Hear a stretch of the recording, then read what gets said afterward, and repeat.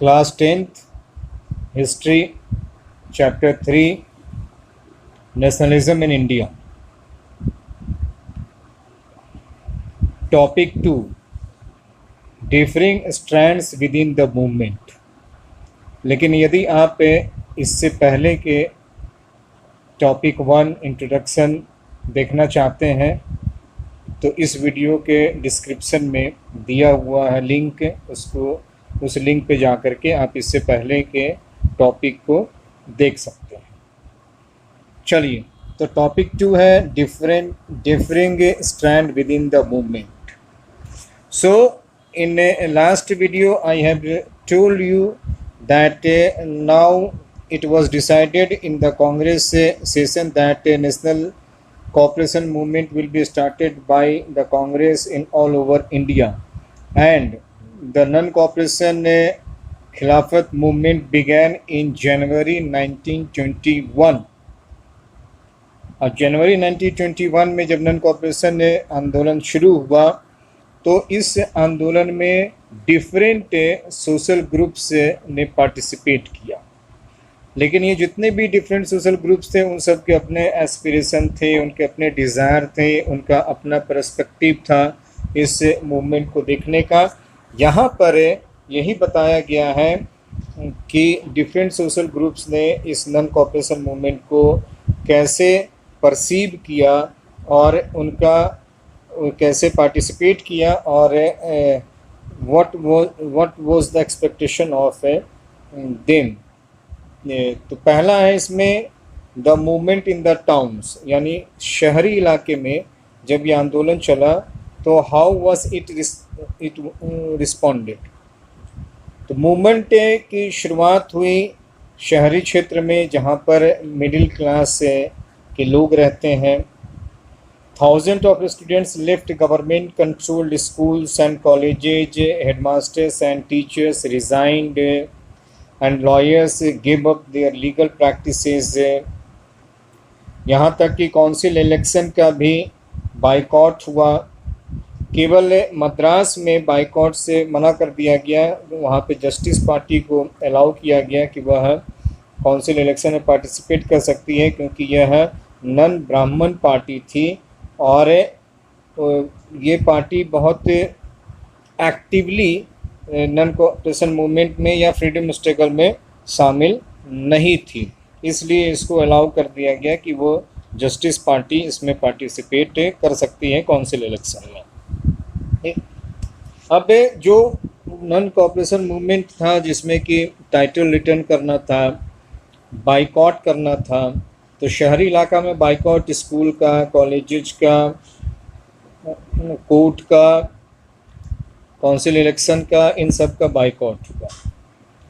अब non cooperation movement का economic front पे बड़ा ज़बरदस्त असर पड़ा। Foreign goods were boycotted, liquor shops picketed and foreign clothes burned in huge bonfires. अब इसका इम्पैक्ट क्या पड़ा कि 1921 में जितना फॉरेन क्लोथ का इंपोर्ट होता था वो 1922 में डिक्रीज़ किया, और 1921 में जो 102 करोड़ रुपये का इंपोर्ट हुआ था फॉरेन क्लोथ का, वह एक साल के आंदोलन के बाद यानी 1922 में डिक्लाइन करके 57 करोड़ हो गया। In many places, merchants and traders refuse to trade in foreign goods or finance foreign trade. व्यापारियों ने भी मना कर दिया कि वो फॉरेन गुड्स नहीं लेंगे या फॉरेन ट्रेड में वो पैसा नहीं लगाएंगे। जैसे जैसे बाइकॉट मूवमेंट फैलता चला गया, लोगों ने इम्पोर्टेड क्लोथ को पहनने से इनकार कर दिया, वो भारतीय कपड़े पहनने लगे। भारतीय टेक्सटाइल मिल में बने हुए कपड़े, हैंडलूम के बने हुए कपड़े वो पहनने लगे। बट यहाँ पर एक चीज़ देखने को मिली कि boycott, the slogan boycott was given by Congress and the people of India accepted that boycott. But what was the alternative of the things like schools, colleges, legal courts, कि अगर उसका वो बाइकआउट कर देते हैं तो उसके बाद में उसका विकल्प क्या होगा, फिर लोग कहाँ जाएंगे। और यहाँ पर वही हुआ कि इनिशियल इंथुजियाज्म जो था नॉन कॉपरेशन मूवमेंट को लेकर के, वो थोड़ा सा ग्रेजुअली स्लो डाउन होता चला गया सिटीज़ में, टाउन्स में। क्यों? तो first reason is khadi cloth was often more expensive than mass production milk cloth and poor people could not afford to buy it। तो अब सवाल ये हुआ कि अब मिल के बने हुए कपड़े को कब तक हम बाइकआउट कर सकें, क्योंकि गरीब लोग खादी के बने हुए महंगे कपड़े को अफोर्ड करने की स्थिति में नहीं थे। उसी तरीके से second, the boycott of British institution posed a problem. For the movement to be successful, alternative Indian institution had to be set up so that they could be used in place of the British one। तब ये ज़रूरत महसूस की गई कि यह boycott mission ने तब पूरे तरीके से सक्सेसफुल हो सकता था जब कोई अल्टरनेटिव इंडियन इंस्टीट्यूशंस मौजूद होता। अब जैसे स्कूल के मामले में ही, कॉलेज के मामले में ही, अब स्टूडेंट से ब्रिटिश इंस्टीट्यूशन छोड़ेगा, कॉलेजेस छोड़ेगा, तो वो फिर कहाँ पढ़ेगा। टीचर्स उसको छोड़ देंगे तो फिर वो कहाँ पढ़ाएंगे। These way the problems and since there was no any alternative arrangement for these thing, so students and teacher began trickling back to government schools and lawyers joined back work in the government courts। तो शहरी इलाका में जिस तरीके से यह आंदोलन initial enthusiasm के साथ में it was very successful, but gradually it slow down. और स्लो डाउन होने के पीछे जो मुख्य कारण था वो कारण था कि भारत में ब्रिटिश इंस्टीट्यूशंस का कोई अल्टरनेटिव नहीं था, कोई सब्स्टिट्यूट नहीं था। तो वैसी स्थिति में बाइकआउट तो कर दिए, लेकिन बाइकआउट के बाद व्हाट? बाइकआउट के बाद में क्या सारी चीज़ों को बंद कर देना है, या उसकी पढ़ाई, स्टूडेंट की पढ़ाई स्कूल्स में, कॉलेजेस में, टीचर की जो अर्निंग है वो, लॉयर कोर्ट में जाते हैं उनकी जो अर्निंग है वो, तो उन सब का विकल्प नहीं होने की वजह से शहरी इलाके में ये स्लो डाउन हो गया। तो the movement in the towns अभी आप लोगों ने देखा। अब rebellion in the country side, देहाती क्षेत्र में कैसे विद्रोह हुआ, विरोध हुआ इस आंदोलन को लेकर के, उसके बारे में यहाँ बताया हुआ। तो शहरी इलाका से होता हुआ non cooperation movement spreaded to the countryside. और कंट्री साइड में जब ये पहुंचा, यानी देहाती क्षेत्रों में ये पहुंचा, तो चूंकि देश का हर गांव जो है वह ब्रिटिश से पॉलिसी से, इकोनॉमिक पॉलिसी से बहुत ही कष्ट में था। They have been suffering very miserable life. तो नाराज़गी वहाँ भी थी, गुस्सा वहाँ भी था, इंक्रीज टैक्स को लेकर के, atrocities of zamindars and taluqdars को लेकर के, जो गवर्नमेंट ऑफिशियल्स थे वो उनको जिस तरीके से कष्ट पहुंचाते थे, इन सब चीज़ों को लेकर के एक नाराज़गी थी। यहाँ पर अवध के किसानों का, अवध का एग्जाम्पल लेकर के किसानों के दशा के बारे में बताया गया है। तो इन Awadh peasants were led by Baba Ramchandra, a sanyasi who had earlier been to Fiji as an indentured labourers. तो बाबा रामचंद्र के नेतृत्व में, जो कि एक गिरमिटिया मजदूर थे और वह अंग्रेज़ों के द्वारा फिजी ले जाए गए थे मजदूरी करने के लिए, बट कॉन्ट्रैक्ट समाप्त होने के बाद में ही केम बैक एंड अवध में आकर के उन्होंने सन्यासी का जीवन जिया और उन्होंने किसानों को लेकर के एक संगठन बनाया and he was working in favour of peasants. उन्होंने जो मूवमेंट चलाया हुआ था वो ताल्लुकदारों और लैंडलॉर्ड्स के खिलाफ में आंदोलन चलाया हुआ था, क्योंकि ये ताल्लुकदार और लैंडलॉर्ड से किसानों से बहुत ही ज़्यादा रेंट मांग रहे थे और अन्य दूसरे तरीके के टैक्सेस वो लोग लिया करते थे। किसानों को बेगारी भी करनी पड़ती थी एंड लैंडलॉर्ड के ज़मीन पर बिना पेमेंट लिए हुए काम करना पड़ता था। As tenants, they had no security of tenure, being regularly evicted so that they could acquire no right over the leased land. तो ज़मीन से कभी उनको भगा दिया जा सकता था, उनका लीज कभी भी ख़त्म किया जा सकता था। अब पीजेंट मूवमेंट का ये डिमांड था कि रेवेन्यू में कमी की जाए, बेगारी को समाप्त किया जाए और जो ऑपरेसिव लैंडलॉर्ड है यानी जो दमनकारी ज़मींदार हैं उनका सामाजिक रूप से बायकॉट करें। और यही वजह है कि कई जगहों पे नाई धोबियों ने अपने तरफ से आंदोलन चलाया और बंद का नारा दिया। बंद का नारा का मतलब ये हो गया कि ऐसे लैंडलॉर्ड जो ऑपरेसिव नेचर के हैं उनके यहाँ बार्बर ने उनके बाल काटने बंद कर दिए, वॉशरमैन ने उनके कपड़े धोने से इनकार कर दिया। इसी बीच में ये सब कुछ चल रहा था अवध के रीजन में। इसी बीच में जून 1920 में Jawaharlal Nehru began going around the village in Awadh, talking to the villagers and trying to understand their grievances. तो जवाहरलाल नेहरू अवध में आकर के किसानों की स्थिति को समझने जानने का प्रयास कर रहे थे। वहीं पर इनकी मुलाकात हो जाती है बाबा रामचंद्र के साथ में और फिर दोनों मिल करके bye October the Aundh Kisan सभा was set up headed by Jawaharlal Nehru, Baba Ramchandra and few others. तीन सब लोगों ने मिल करके एक औध किसान सभा का गठन किया और इस गठन की सफलता इसी से साबित हो जाती है कि एक महीने के अंदर में उस पूरे रीजन में 300 branches had been set up of Oudh Kisan Sabha. अब ये घटना कब की है? तो अक्टूबर 1920 की। और नन कॉपरेशन मूवमेंट शुरू कब हो रहा है?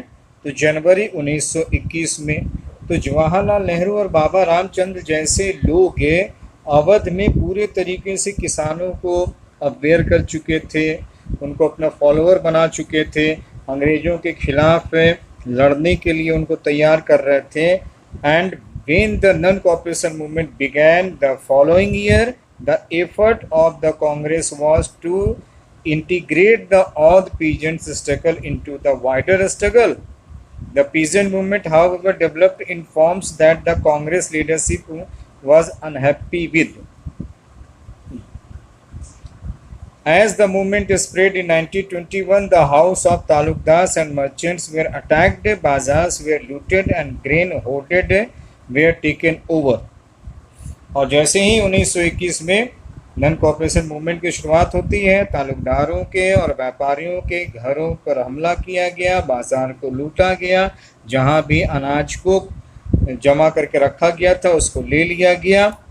यहां तक कि लोकल लेवल पे बहुत सारे लीडर्स ने किसानों से कह दिया था कि Gandhi ji had declared that the no taxes were to be paid and land was to be redistributed among the poor. अब गांधी जी के नाम पर यह घोषणा कर देना कि किसी को टैक्स देने की ज़रूरत नहीं है और पूरा का पूरा लैंड रिडिस्ट्रीब्यूट कर दिया जाएगा गरीबों के बीच में। अब ये सब बातें गांधी जी के नाम पे कह दी गई, जिसका नतीजा हुआ किसानों के अंदर में एक्सपेक्टेशन बहुत ज़्यादा हो गया और उस तरीके से महात्मा गांधी का नाम जो है वह सारे एक्शंस, सारे एस्पिरेशन को पूरा करने में, सारे एक्शंस को लेने में महात्मा गांधी का नाम इस्तेमाल किया जाना शुरू हुआ, नतीजा ये हुआ कि किसानों ने इसमें बहुत ज़्यादा बढ़ चढ़ करके हिस्सा लिया। But the issue, the problem by which they way suffering, उसके समाधान के लिए बहुत ज़्यादा काम नहीं हो सका। इसलिए किसानों का भी धीरे धीरे इस आंदोलन से जो उनका एक इनकारनेशन था, उनका एक झुकाव था, वह कमज़ोर पड़ने लगा था।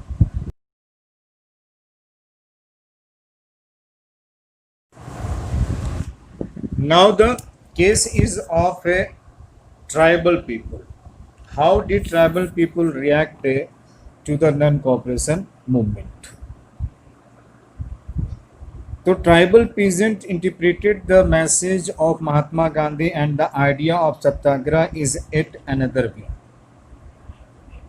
तो महात्मा गांधी के मैसेज के बारे में ट्राइबल पीजेंट को भी जानकारी हुई और उन लोगों ने भी महात्मा गांधी के व्यूज़ को, उनके आइडिया को अपने तरीके से, उनका जो स्वराज का आइडिया था उसको उन लोगों ने अपने तरीके से इंटरप्रेट किया। यहाँ पे एग्जाम्पल दिया हुआ है आंध्र प्रदेश का गुंडम हिल का। ये गुंडम हिल में जो ट्राइबल पीपल थे, how did they react to Mahatma Gandhi non cooperation movement. अब ये जो ट्राइबल पीजेंट्स थे आंध्र प्रदेश में, ये लोग 1920s में अंग्रेज़ों के खिलाफ गुरिल्ला मिलिटेंट मूवमेंट चलाया हुआ था। यानी वो छापा मार दस्ता बना करके वो अंग्रेज़ों को चोट पहुंचा रहे थे, नुकसान पहुंचा रहे थे, और वो पूरे तरीके से वायलेंस में थे। तो इस तरीके के स्ट्रगल को कांग्रेस कभी भी अप्रूव नहीं करता है। और ये चूंकि tribal people lives in the forest region, इसलिए ट्राइबल लोगों का जो फॉरेस्ट रीजन था, यहाँ पे कॉलोनियल गवर्नमेंट ने फॉरेस्ट पॉलिसी को लागू करके और ज़्यादातर हिस्सों में ट्राइबल पीपल को जंगल के एरिया में जाने से रोक दिया था। वो they were not able to graze their cattle, to collect fuel, wood and fruits. अब tribal people who have been living in the forest and around the forest for centuries, and due to the forest laws of the Britishers, now they were banned, they were restricted to enter in the forest.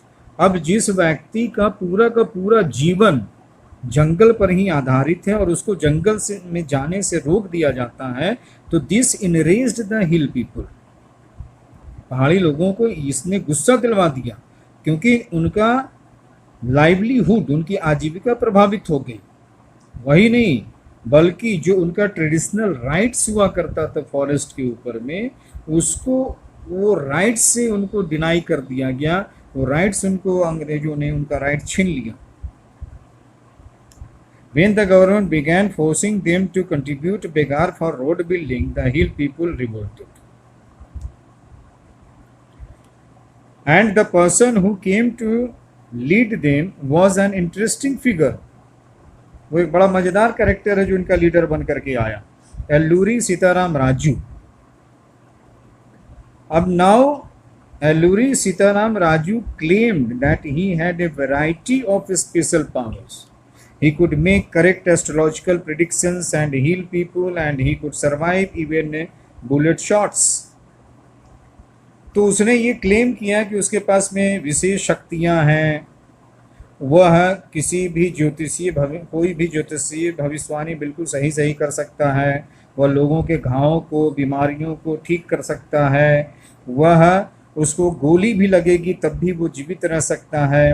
तो इस तरीके say that particular figure of Raju was the main figure in the forest and people were captive to Raju. वो लोग बिल्कुल राजू के ऊपर प्राण देते थे, राजू को बहुत प्यार करते थे और राजू के हर बात को भगवान की तरह मानते थे। The rebels proclaimed that he was an incarnation of God। लोगों ने कहना शुरू कर दिया कि सीताराम राजू जो है वह है ईश्वर के अवतार हैं, और उनको लोगों ने वैसे ही आंध्र प्रदेश के गुंडम हिल में मानना शुरू किया जिस तरीके से छोटानागपुर के पठारों में बिरसा मुंडा को माना जाता है। अब राजू महात्मा गांधी के से प्रभावित था, वह उनके नॉन कॉपरेशन मूवमेंट को भी सपोर्ट करता था। उसने लोगों को परसुएट भी किया कि वो खादी पहने और ड्रिंकिंग को गिव अप कर दें, शराब पीना बंद कर दें। ये सब महात्मा गांधी के जो कार्य थे उसको वो अपने ट्राइबल एरिया में भी चलवा रहा था। बट एक जगह पर वो महात्मा गांधी से एग्री नहीं करता था, और उसका ये मानना था कि India could be liberated only by the use of force, कि भारत को ताकत से, हिंसा से हटाया जा सकता है, स्वतंत्र करवाया जा सकता है, नॉन वायलेंस तरीके से नहीं। और यही कारण है कि गुंडम हिल में भी जब नॉन कॉपरेशन मूवमेंट में ट्राइबल शामिल हुए, उन्होंने पुलिस स्टेशन को पर हमला किया, ब्रिटिश ऑफिशियल्स को मारने का प्रयास किया, गुरिल्ला वारफेयर शुरू किया स्वराज को अचीव करने के लिए। लेकिन राजू पकड़ा गया अंग्रेज़ों के द्वारा और 1924 में उसको एक्सक्यूट कर दिया गया, यानी फांसी लगा दी गई। और उसके बाद में राजू उस एरिया का वह एक फोक हीरो बन गया, और आज भी राजू को वहाँ पर लोग भगवान के रूप में, उनके अवतार के रूप में, और उनके जो फोक स्टोरीज़ हैं, फोक टेल्स हैं, फोक सॉन्ग्स हैं, उसमें आज भी राजू जीवित थी। तो this was the reaction and this was the way of non-cooperation movement in the tribal areas. Now the next reaction comes from the Swaraj in plantations. Swaraj in plantations का मतलब हो गया कि प्लांटेशन, जिस एरिया में प्लांटेशन हो रहा था उस एरिया में काम करने वाले जो पीपल थे, जो पीजेंट्स थे, हाउ डिड दे रिएक्ट। तो जो वर्कर्स प्लांटेशन में काम कर रहे थे, they have their own notion of Swaraj. Swaraj के बारे में उनका भी अपना अलग ओपिनियन था, जो महात्मा गांधी के ओपिनियन से अलग था। यहाँ पे आसाम के टी प्लांटेशन वर्कर के बारे में दिया हुआ है कि for plantation workers in Assam freedom meant the right to move freely in and out of the confined space in which they were enclosed, and it meant retaining a link with the village from which they had come. अब यहाँ पर देखो कि आसाम के plantation worker का बहुत स्पष्ट सोच थी कि उनके लिए फ्रीडम का क्या मतलब है। उनके लिए फ्रीडम का मतलब यह है कि उनको जो एक सीमित क्षेत्र में बंद करके रखा गया है उससे वो बाहर निकल सके, अंदर आ सके, यानी वो जब मर्जी हो तो अपने गांव जा सके और फिर गांव से वापस आ सके। यानी इन प्लांटेशन में प्लेस एंड विलेज के बीच में उनका एक लिंक बना हुआ है।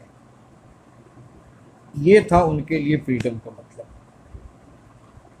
ब्रिटिश गवर्नमेंट ने एक कानून पास किया, इनलैंड इमिग्रेशन एक्ट 1859 में, और इस एक्ट में यह प्रोविज़न रखा गया कि plantation workers were not permitted to leave the tea gardens without permission, and in fact they were rarely given such permission. तो इस एक्ट के द्वारा, इनलैंड इमिग्रेशन एक्ट ऑफ 1859 के द्वारा, प्लांटेशन वर्कर को बिना अनुमति के टी गार्डन छोड़ने से मनाही किया गया। और सच यह है कि उनको यह परमिशन बहुत मुश्किल से मिला करता था। अब ये जो आया 59 का जो कानून आया, ये बिल्कुल कॉन्ट्राडिक्टरी कानून था किसानों के विशेष से, किसानों के फ्रीडम से, किसानों के एस्पिरेशन से। इसलिए when they heard of the non-cooperation movement, thousands of workers defied the authorities, left the plantation and headed home। तो जब नॉन कॉपरेशन के बारे में इनको मालूम चला तो हजारों की संख्या में जो प्लांटेशन वर्कर्स थे उन्होंने अथॉरिटीज़ के बात को मानने से इनकार कर दिया, प्लांटेशन एरिया छोड़ दिया और वो अपने घर की तरफ बढ़ चले।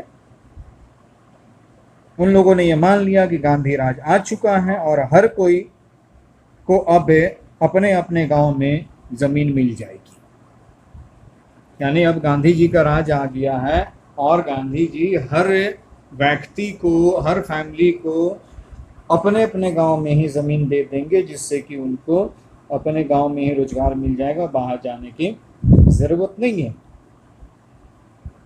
They however never reached their destination। लेकिन दुर्भाग्य ये रहा कि वो कभी भी अपनी मंजिल पर नहीं पहुंच पाए, यानी वो वापस गांव नहीं पहुंच पाए, क्योंकि पूरे देश भर में नॉन कॉपरेशन मूवमेंट चल रहा था और उस समय में रेलवे, स्टीमर, सब जगह स्ट्राइक चल रहा था। So they were not able to move towards their villages. पीछे से पुलिस आ रही थी, पुलिस ने सबको पकड़ लिया, पूरे तरीके से उनकी पिटाई की और वापस उनको प्लांटेशन एरिया में ले जाया गया। तो these were the reactions of the different social groups in India. अब यहाँ पर जो एक बात समझ में आती है वो ये है कि the notion, the idea of Swaraj for Mahatma Gandhi, this idea did not match with the notion of the different social groups of India. कि महात्मा गांधी की जो सोच थी वो देश के जो अलग अलग सोशल ग्रुप्स थे उस सोच से बिल्कुल अलग था। हर सोशल ग्रुप की जो प्रॉब्लम थी that was immediate problem which were related to themselves only, यानी उनको देश की आज़ादी से मतलब नहीं था और पूरे देश को मुक्त करवाना उससे मतलब नहीं था। उनकी जो इमीडिएट प्रॉब्लम थी, अब कहीं पे किसानों का टैक्स की समस्या है, ऑपरेसिव सिस्टम की समस्या है, तो कहीं पे किसी को जंगल में नहीं जाने दिया जा रहा है, वो उनके लिए सबसे ज़रूरी है, तो कहीं पे किसी को घर नहीं जाने दिया जा रहा है और उनका फ्री लिंक नहीं बना हुआ है तो वो घर जाना चाहते हैं। That is freedom for them. तो सब की अपनी अपनी ज़रूरतें थी, तो राष्ट्र की ज़रूरत यहाँ पे मैच नहीं कर पाया जो महात्मा गांधी चाहते थे। ये आंदोलन तो चल ही रहा था। कांग्रेस ने भी जब ये प्रोग्राम शुरू किया तो the visions of these movements were not defined. ये भी नहीं हुआ कि ठीक है कि चलिए हमें आंदोलन कर रहे हैं और इन सब चीज़ों का हम विरोध करेंगे, बाइकआउट करेंगे, टाइटल रिटर्न करेंगे और हम नॉन वायलेंट तरीके से करेंगे, लेकिन व्हाट आफ्टर दैट।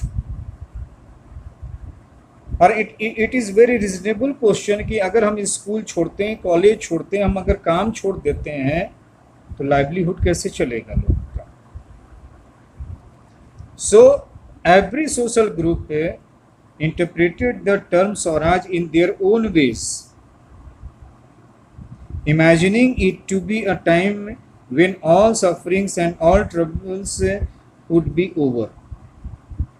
सबको लगा कि वो समस्या जो उनकी अपनी निजी समस्या है वो समस्या तुरंत खत्म हो जाएगी, हट जाएगी। When the tribals chanted Gandhiji's name and raised slogan demanding a स्वतंत्र Bharat, they were also emotionally related to an all India agitation। जब वो महात्मा गांधी के नाम पे ये सारा आंदोलन हुआ,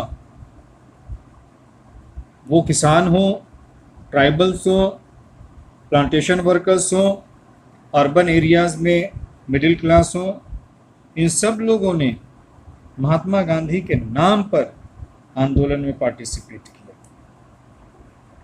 और उस आंदोलन को वो लोग इतने एक्सपेक्टेशन के साथ, इतनी उम्मीद के साथ में उन लोगों ने इस आंदोलन को देखा कि उन्हें लगा कि अब सचमुच में अंग्रेज यहाँ से चले जाएंगे, गांधी राज आ जाएगा, सबको अपने अपने गांव में ज़मीन मिल जाएगी, सब अपने अपने जगह पे काम करेंगे, अब उनका कोई एक्सप्लॉयटेशन नहीं होगा, उनके ऊपर ऑपरेशन अत्याचार नहीं होगा। तो these where the different notions about the Swaraj of Mahatma Gandhi.